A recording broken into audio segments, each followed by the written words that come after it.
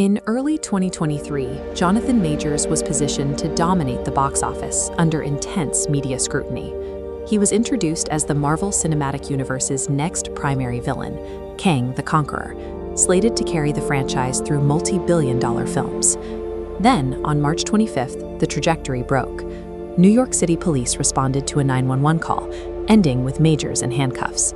The initial charges were stark: multiple misdemeanor counts of assault and harassment against his then-girlfriend, Grace Jabari. In under 24 hours, the actor slated to anchor Hollywood's most profitable cinematic universe was standing in front of a judge as a criminal suspect. Growing up, Majors lived a nomadic life. He was surrounded by poverty, suspended for fighting, and even lived in his car. But after watching Heath Ledger's Joker, he found a heavily focused refuge in the theater. That focus translated into formal, elite training.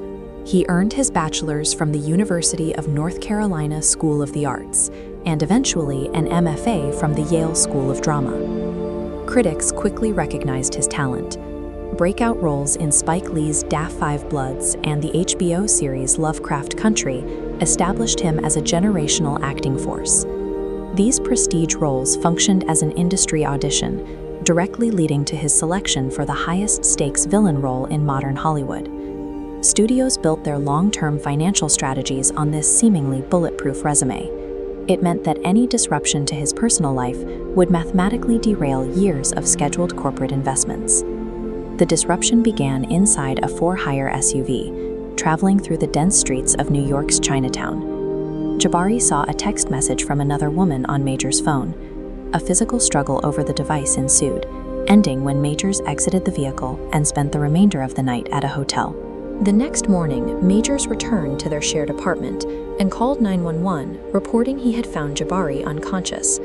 Responding officers observed a broken finger and a cut behind her ear and arrested him. His legal team immediately deployed an aggressive public relations strategy. They issued loud statements claiming he was completely innocent and provably the victim of an altercation. The defense took the unusual step of filing a domestic violence countercomplaint against Jabari. She turned herself in for processing, but the Manhattan District Attorney's Office immediately dropped those charges, citing a lack of prosecutorial merit. This legal posturing shifted the dynamic. It was no longer a quiet, standard criminal proceeding, but a highly visible battle over the truth that would require hard, physical evidence in court. Inside a Manhattan criminal court, prosecutors set out to systematically dismantle the defense's media narrative. They utilized Molyneux evidence, a New York legal mechanism that allows prosecutors to introduce prior, uncharged acts to demonstrate a specific pattern of behavior. This allowed the jury to see text messages from September 2022. In them, Jabari discusses covering up a previous head injury, writing to Majors, "I will tell the doctor I bumped my head."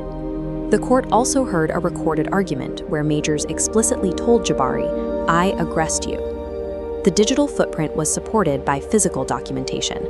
The jury reviewed CCTV footage of Majors running down a street with Jabari chasing him, alongside police body cam video documenting her injuries. On December 18, 2023, the jury delivered a mixed verdict. They found Majors guilty of misdemeanor third-degree assault and second-degree harassment. The aggressive claims of absolute innocence failed to hold up against a verified, documented chain of digital and physical records. This timeline charts the corporate exodus. Marvel and Disney quickly dropped Majors, vaporizing his franchise moocher. The damage extended to his independent work.